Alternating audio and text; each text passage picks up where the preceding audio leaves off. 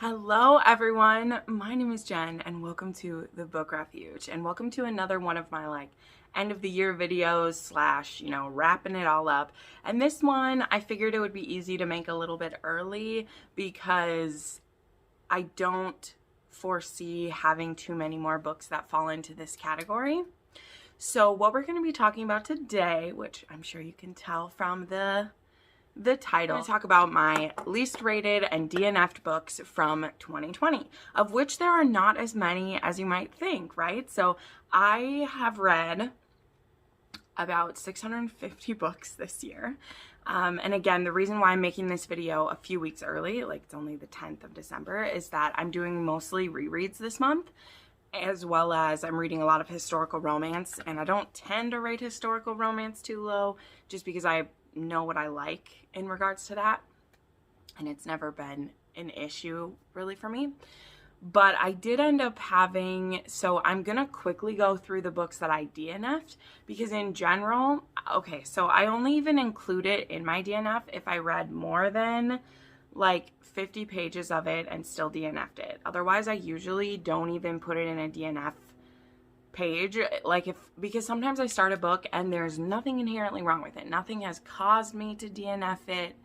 Nothing has pushed it too far for me. It's just that I got into it and then I'm like, nah, not for me. So I don't even like to put it as a DNF because I don't have a good reason. Not that you need one, but I don't have enough of a reason to DNF it. But there are a couple of these. We'll go through them as I go pretty quick through everything, but you'll find with my DNFs a lot of it had to do with mood that I'm in, or I just know that I'm not going to rate it highly, so I'm like, well, this book just isn't for me, so I'm going to hop out of it before we get to that point. That is just what I try to. We're going to start with my DNFs, and then I do have 10 books that I rated either a 2 or 2.5 star. Yes, I had to go into 2.5 stars because I didn't have that many 2 stars. Because again, if I know a book is gonna be like that, it usually gets DNF'd, and even before it gets to that point, I usually stop it. So there will be slight spoilers for any of the books mentioned, so just look down below at the list if you don't, because a lot of the reasons that I DNF it have to do with a spoiler point. So any of the books in the DNF part, their picture's gonna go up. If you don't want to know if you don't want to know those things, this might not be the video for you, because I'm not going to pull my punches about why I DNF'd it. But they won't all be for plot reasons. So that's up to you. If you go to the books down below that are my rated books, I won't be spoiling those because I'm able to a little more explain why I didn't like them without a spoiler. But for the DNF books, it's usually a specific reason I did it. So let's go through my DNF ones. These are going to go pretty quickly. So I DNF'd Uprooted by Naomi Novik. This was sold to me as a fantasy romance. I feel like it's more of a fantasy with a little bit of romance. It's supposed to be kind of a Beauty and or Rumpelstiltskin. I think this one's supposed to be kind of the or is that Spinning Silver? Is Uprooted literally don't know, but I tried to read this one for my buddy read way back at the beginning of the year because Naomi Novik is all the rage. I just think she's not working for me. It's a little too, I just wasn't jiving with it, and I had pushed through to the 150 page mark, and there still was nothing happening between these two people. Plus, he was really mean. And I don't mind that when I go into a book knowing that this hate to love is going to be really extreme. But this wasn't a dark romance. And I just couldn't get behind the relationship, and so I was like, meh, probably not. What I did for the Duke, I don't remember I'm going to put the pictures of all these up because I didn't write the authors down for most of these. This one I read because I heard that it was a big age gap historical romance, as well as he's going to get with her for revenge story, and it was a historical romance. He wanted to get revenge against, I can't remember if it was her father, her brother, but he wanted to get revenge by getting her to fall for him, sleep with her, and then leave her in a historical romance. And That trope rarely works for me as is. Sometimes it does. Again, if it's a dark romance and I know that going in. Like, if this has been a Penelope Douglas, I maybe could have been here for it, right? Maybe could have worked. But it didn't. And again, this was one where I was like, this girl is super naive. I knew she was going to fall for it, and then he was going to, like, take it back, and then, you know, she was going to forgive him, and I just was not here for it. I was like, I don't want you to forgive this guy. So, all right. Then Cold Falling White by R.A. Pendergast. This one, I still own it. I hope to someday still read it, so I don't have bad stuff to say about this. This is part of a is it going to be 3? See, that was the thing, is that it felt like this was going to end up being 3, and I already wasn't really into this anymore. But this is a post-apocalyptic, it was an alien romance. It's a YA. The first one was called Zero Repeat Forever. And it had to do with these aliens taking over the planet, and these kids were at a summer camp, and so they were like separated from their family because they were camp counselors and then the students as well. And then one girl gets kidnapped by an alien. That's in the first one. And I really liked Zero Repeat Forever. But then Cold Falling White, it just took too long to get here. That's something that I'm noticing with like traditional published books, which I know that they can't do anything about. I'm not hating on the author for this. I just know for my own mood and for what I appreciate, it's just too much of a gap for me between books sometimes. Because I read so many books, by the time we get to it, I'm just not there for it anymore. And so this is one I still own it. Maybe someday when I'm not as romance obsessed, not likely, I will get back around to that. We'll see. Then I DNF'd Steelheart by Brandon Sanderson. This was a group book back when I was part of Murphy's patrons, Murphy Napier. And Brandon, he's always a slow get into for me just because of the way he writes. I really do like every book I've read by him. So I feel like I would like this. This one was his superhero, like, YA books. And it just wasn't working for me. Very interesting premise. Wasn't working for me. Sherwood by Megan Spooner. This one only got 50 pages in. The story wasn't even really happening yet. And I didn't jive. Wasn't working. Mansfield Park. Again, wasn't in the mood. I've tried to be in the mood for Mansfield Park so many times because I know that I will like it. I've heard great things. So this isn't a DNF forever. I love Jane Austen, but to be fair, I've only made it through 2 of her books because I just have to be in the perfect mood for a classic, because there's never any sex and there's like never any they're all angst, and they are the things that most annoy me about a historical romance. So when I read a classic, I have to be in the mood to be like, okay, all this sexual tension is under wraps, right? And I'm just not always in the mood for it to be under wraps. I want the wrappings to come off. Ignite Me by Teherah Mafi. I was really into the first 2 books of this series. I was here for it. I read them, I loved them. I loved the relationship build in this. I loved the enemies to lovers part of it. I liked the X-Men vibe going on. For some reason, for a series, you know, like there's some series that you just hear so much about that you know nothing about them because you've heard so many things over the years. And that was really the case for this for me. Like, I really loved the first 2, but again, I can only handle so much YA in a row, and then I just got burnt out on the series. So I was like, maybe not. The Wicked and the Wallflower, I will be going back to this one. I did read 60 pages and I still wasn't into it.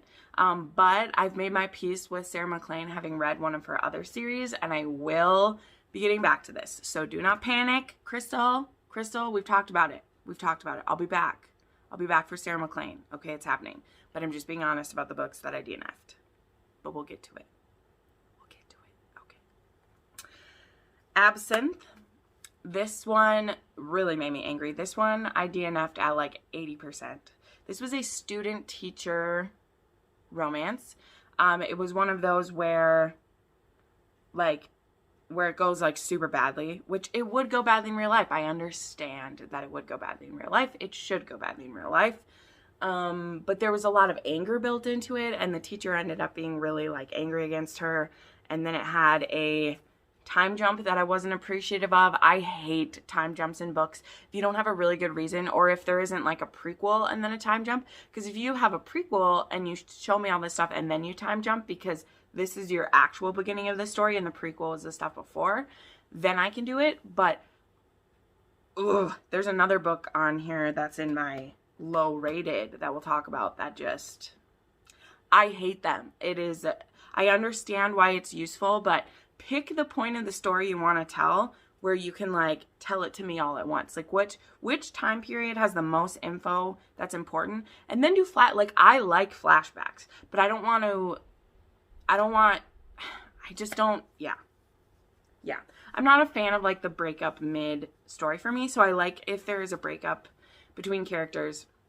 These characters were never together.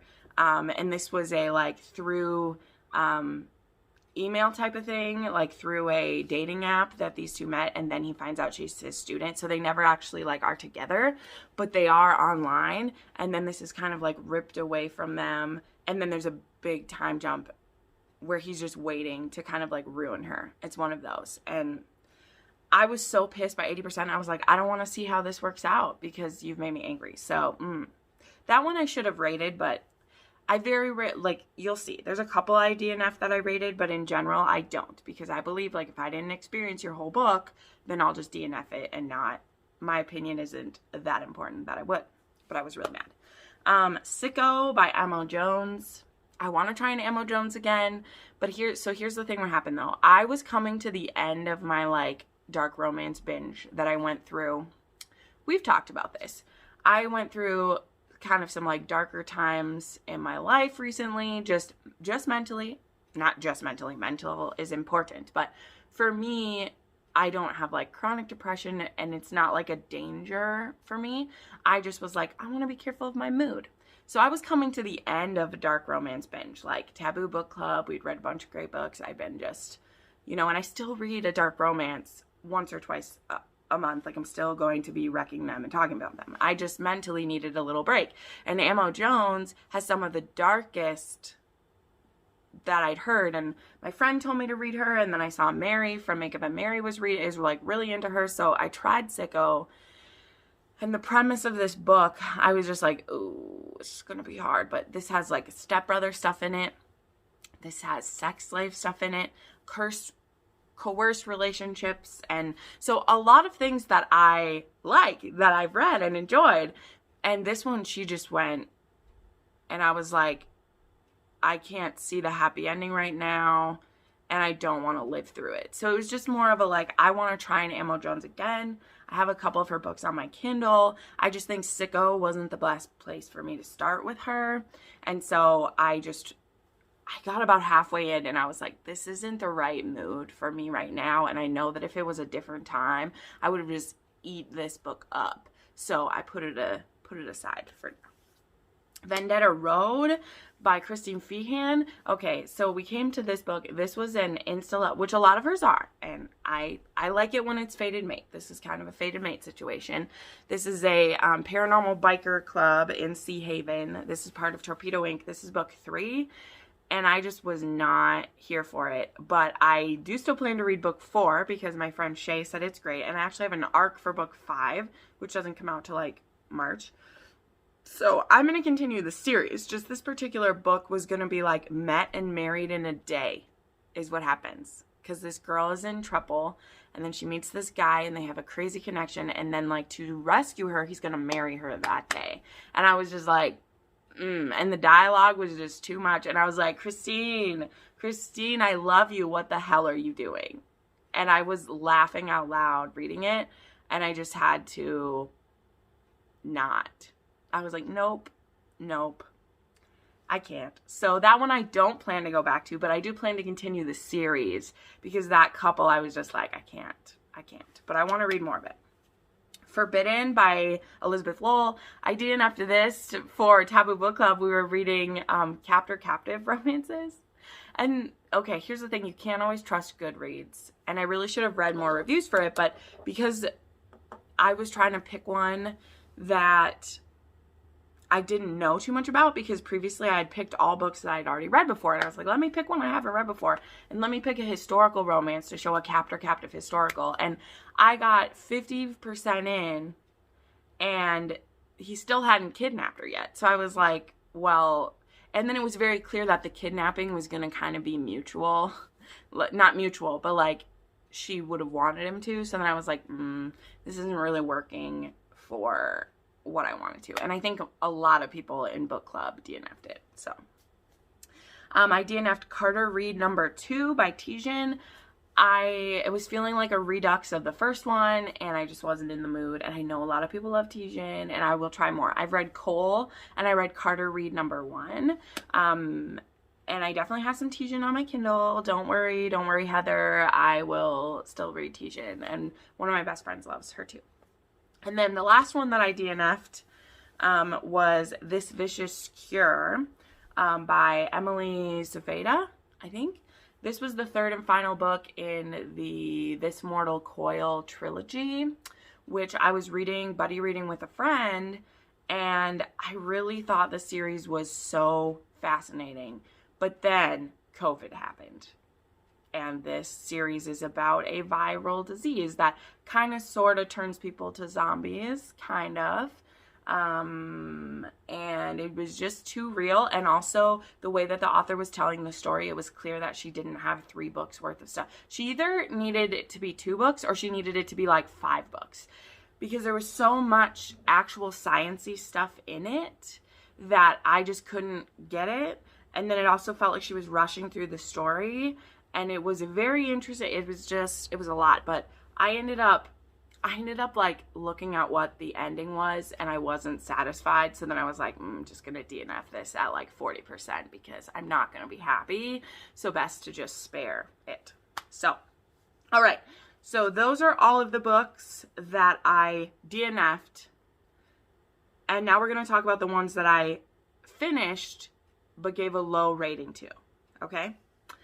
Or I DNF'd them, but I still rated them. There's only one of those on the list, but I thought I would preface it. So, first one on here is A Storm of Swords by Robert Jordan. This, I know I'm not the only person who's rated this book lowly. This is the first book of the slog. And again, at the time I was reading these books with Murphy, when she did her read through these, and she really just like, she pushed through the slog, and I just let the slog take me down and like freeze me in it. I don't know that I'll ever go back because I'm not the same person that I was at the beginning of the year when I was reading these. Maybe if the Amazon TV show is successful and like keeps going, I would dive back into it to catch up. But we are many, many years away from that happening, and maybe I will be in a different mood, or maybe I'll even have kids that I want to read those books to by then. Who knows? But I read the first 7 books in that series. I got halfway in, and I just like don't have the energy for it right now or the brain power. But if I do continue, I will listen to the audiobooks because Michael and Kate are brilliant. And Kate Redding also reads a lot of romance novels, and I really enjoy her voice is amazing. She has an interview, her and her husband, because they're a couple. They are on Daniel Green's channel. I'm still a big fan of Daniel Green and Murphy and Elliot just because I don't like read as much fantasy now. I still like to know what's going on, and I still have such a heart for fantasy that I will. And there's definitely crossovers. Like World Hoppers is a channel that you should definitely check out sometime. I know Bethany has some maybe collabs going with them at some point, but I really, really love them and appreciate what they do. And I do hope to collab with them at some point about fantasy romance. There are maybe some things going to happen if I will them to be. So, you know, if you watch both channels, tell Elliot that I really, really, really want to do something with her. Anyway, side tangent. I'm a big fan of the World Hoppers, of who they were originally and then what they're doing now too. It's amazing. But Anyway, I gave this one 2 or 2.5 stars because I skimmed so much of it and I was bored out of my mind. And it was when I was like, we just got to stop, because pushing myself through this, it was causing me, that was the last time I had kind of a slump, was when I was reading those books. I haven't had a slump since then, but it was hard. On the plus side, again, I didn't write who the author was. This was a disgusting book. I did hate read this to the finish. I gave it 2 stars. This author, I don't know what the fuck she's doing writing plus people. I don't know if she is, but even if she is, she must have a lot of self-hate. And I am saying that because the way that her plus characters were written, I read 2 of her books. One of them, I can't remember if it was about plus size or not. I don't know if the whole series was or not. But this was the way that people talked about her, and the way that, and I know, okay, I've talked about this before, like when an author is showing how people talk about the character, they are going to use harsh language if they're trying to get across the point that it's not all hunky-dory. Like, I get it, okay, I get it. But when the character herself, like, believes it, and or the person she ends up with was still saying stuff about her until very close to the end, I was like, I'm cool with you showing that this person has lived kind of a tough life by having people around them be really cruel to them. Like, I'm okay with it. But when the character believes it and believes that the best she can do is this hot guy who wants to fuck a plus size girl, like, being with her, and that's the sole, like, character trait that he likes about her, I was like, no. And it's not even that a guy can't be into the plus size. Like, that happened in spoiler alert. Like, he is into her being plus size. He's like, oh God, it does stuff to me. But it is definitely not the only character trait about her that he finds attractive. Yeah, not great. The Bad Ones by Stylo Fantome. Stylo. Some of her stuff is some of my favorites, and some of it was difficult. So Stylo writes a very, very dark romance, as in, like, they're serial killers and psychopaths, so we cool. The Bad Ones just didn't work for me. I believe this one was just, like, they become killers together. I can't remember the exact details because they're all kind of blurring together. My favorite series by her is the Degradation series, and I actually, like, can't wait to have copies of those, because that is a hate to love with degradation in it. But this one, but they don't become, like, killers together. And the Bad Ones, she has a couple other series too where they're, like, killers together. And I finished it, but I was like, I don't recommend this to anyone. But I recommend some of her other books, so check those out. Finding His Strength. Holy Jesus. Yeah, this book. Both, I believe I got a couple of my friends to read this one with me. This is book 2 in the, like, the Twisted Heroes, like, I can't remember, but it was a collaborative series. I read 5 books in this series. 2 of them were okay, but this is also the series that had the Skeleton King in it, which I didn't even put the Skeleton King on any of these lists. I should have, but I think I actually gave that book 3 stars because it did do what it said it would do. I just did not enjoy it at all. But anyway, Finding His Strength was a Hercules retelling. So this is the series that starts with The Black Fox, which is a Brianna Hale book, and it's really good. But then Finding His Strength is a Hercules retelling, so it's like Hercules and Meg, and his father's supposed to be kind of like Zeus. And this book starts with him fucking a girl to death. Like, chokes her to death because she's a traitor to the family. And then he has this great reasoning that, like, he actually saved it from her father having to kill her because she was a traitor, and he had proof that she was a traitor. So he really gave her an easy way out because he gave her one last fuck, and she died in pleasure. That was his reasoning, and I was like, okay, so we have a psychopath. Great.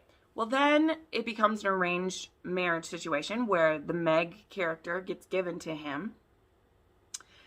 And we are trying for forced insemination is a plot in this book. In fact, her brothers, who want her to kind of be a spy and like take him down, which I completely wanted her to take him down, they sneak her birth control. And he had warned her. He's like, if you try to do anything to prevent you from getting pregnant, his house, the place he lives, has rooms in the basement because they actually will house different rich men who are trying to do this to their wives. They have breeding rooms where they have a bed with straps and leg stirrups, so you can't get away. And so this threat is laid down, and when this threat was laid down, I should have left the book, right? But again, this was back when I was really into dark romance, and I was like, I'm gonna go, it'll be great. Like, he won't, I don't know. But that Chekhov gun was laid on the table, and when that gun was pulled, I cut, like, I'm gonna hold it back. YouTube's watching me a little more carefully now that I'm not like I'm famous or anything, but they have dinged a couple videos for a few things lately. But that Chekhov gun is laid on the table, that if he finds out she's trying to do anything to prevent a baby being born, he only needs her to have a baby for him, and then he doesn't need her at all, because he needs her specific bloodline, and her family agreed to this, and his family agreed to this. Her brothers didn't agree to it. Or no, it's not her brothers, it's her cousins, because they're the brothers of the woman who got killed in the beginning. They sneak her some birth control pills, and they're like, we just need you to not get pregnant for a certain amount of time so that we can get him. So number one, he already, like, their first sex scene, she wants to wait till they get married because, well, she is trying to get out of this wedding with him. And he's like, nope, I'm going to fuck you right now. And so he rapes her. And then that's when she's like, you know what, I am going to take this birth control. Because she wasn't going to take it. Because she was like, I don't want to risk it. Well, she takes it. And then, of course, he finds it. Further into the story, like, he's starting to have feelings. He's not having feelings. This man doesn't have feelings.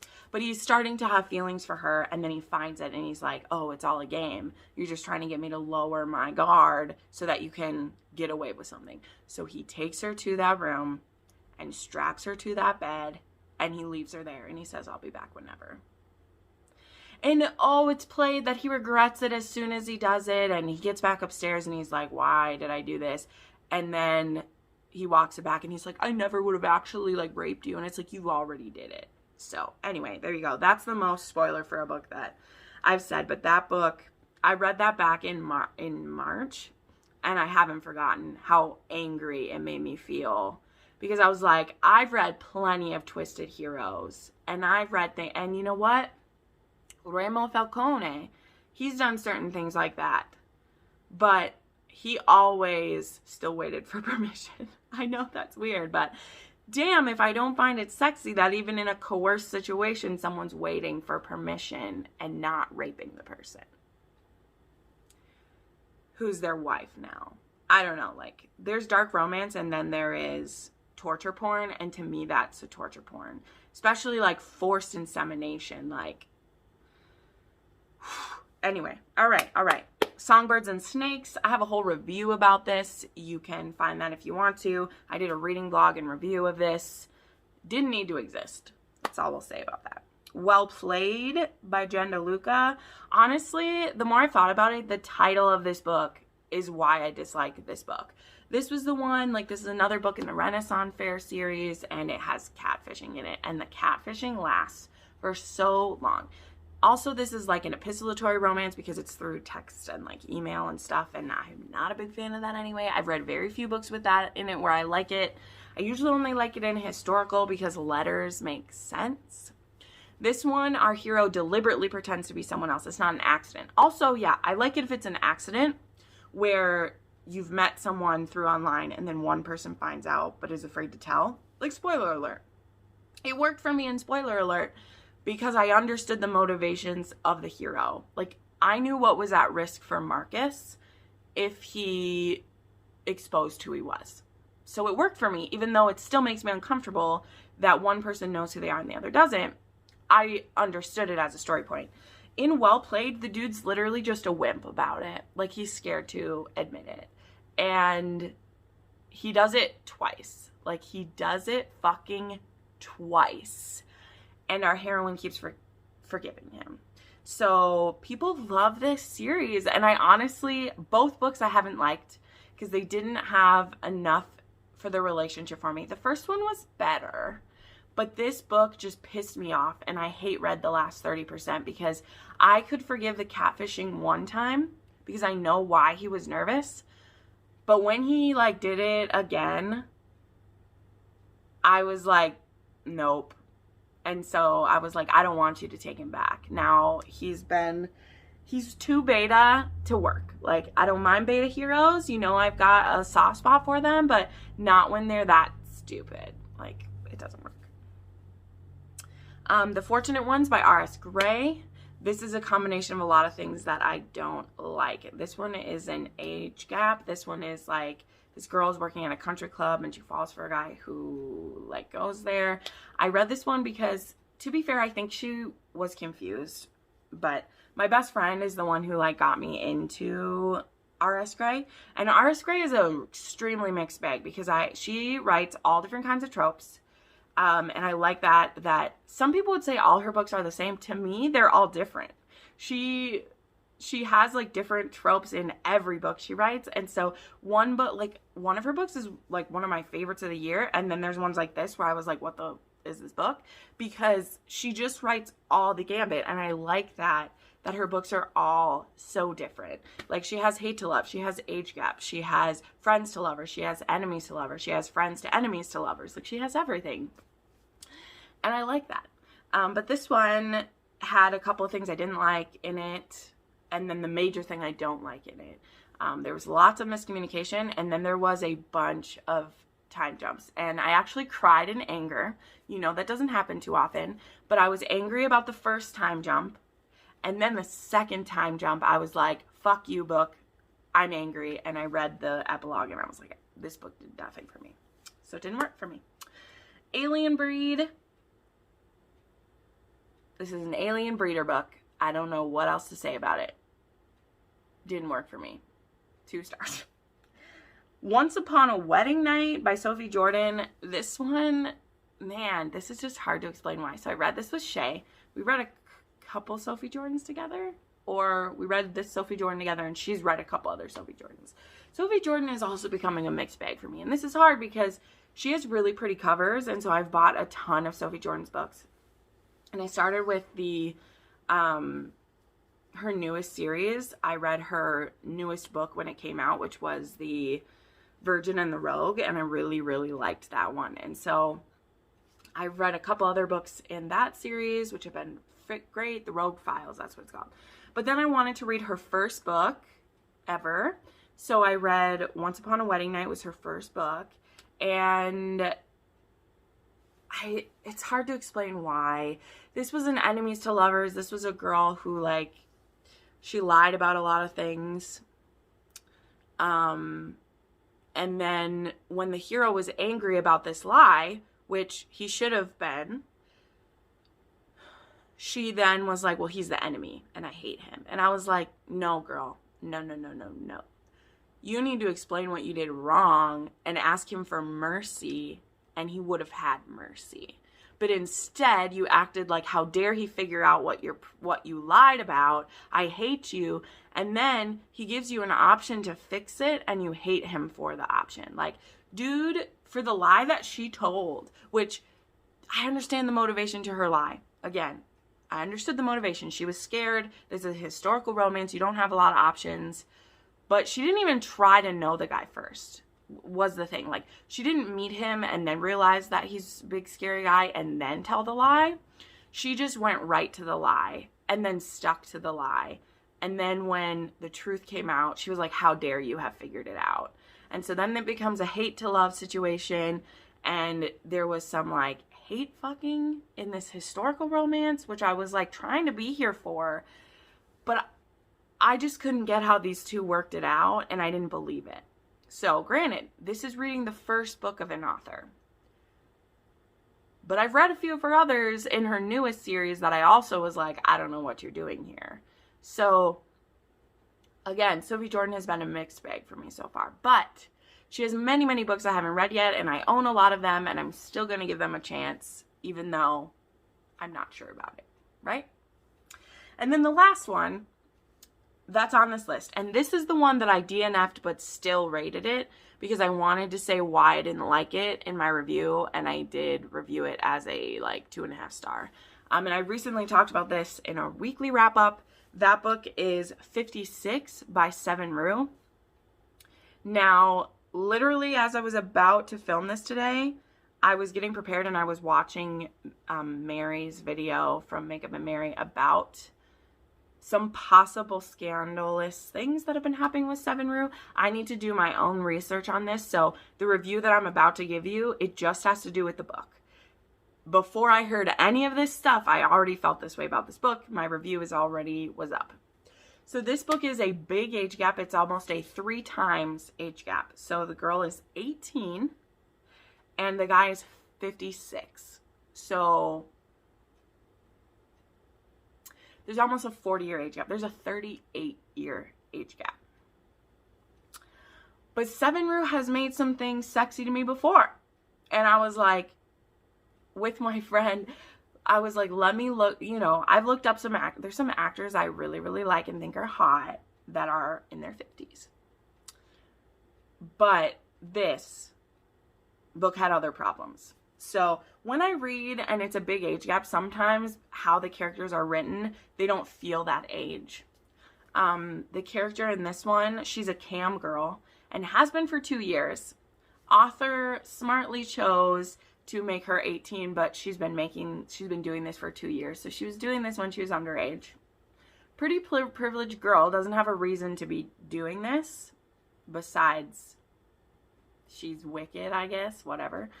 And then there is this friend of her dad's who's just this nasty old man who she does pursue him. Like, it's shown very clearly that she's the one pursuing him.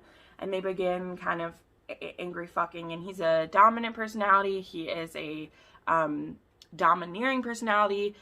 She enjoys degradation, so he does that to her, including urine play. There is scenes of a golden shower, and I was like, nope. So I made it 75% into this book because the first scene of that doesn't happen until like 50% in. And I was just like, you know what? I try every kink, right? I'll not try it, but like I'll read any kink. I'm like, okay. They're both into it. There was permission asked for. Like, he asked if he could do it, and she was like, yeah, give it to me. Give it to me. And I'm like, okay. And then when it was brought, like, then at 70%, it happens again. And I was like, I can't. And so I left it. And the reason I still rated this one is, like, I just couldn't handle it. And I was like, it is legit okay for me to rate this book on my feelings, because I tell you guys that all the time. And I was at 80% in the book when I DNF'd it, and so I rated it. Because I didn't just DNF it at 15% and then rate it. I made it to 80%. And it's okay that the kink just not be for me. There's plenty of people rating this book highly. Although now, after some information I've heard, I wonder who's rating it highly. But there you go. And it may be the last Seven Rue that I read. Because reasons. I actually read quite a few of her books in the last couple months before I knew any of the drama. But anyway, there you go. This video did end up being pretty long. I was like, I don't know if I have enough to say about it, and then I got into it, and I sure did. So there you go. Those are all the books that I DNF'd or rated low in 2020, and for there only being about 26 of these out of 650 books, I feel pretty good about myself. I like the way that I rate books and the way that I decide to DNF or not, because there's so few of them on this list for how many I read. Like, I like that I know my reading taste well enough to discern that for myself. So, anyway, thank you so much for watching this. There is more end of the year content coming up very soon, so make sure you subscribe to this channel. I'll be talking a lot about my favorite characters, my favorite books. This is pretty much the only like negative-ish one that I have. So everything else is going to be fun because I read a lot of great books this year and I got a lot of fun stuff to talk about. So thank you so much for watching, and I'll see you next time. Bye!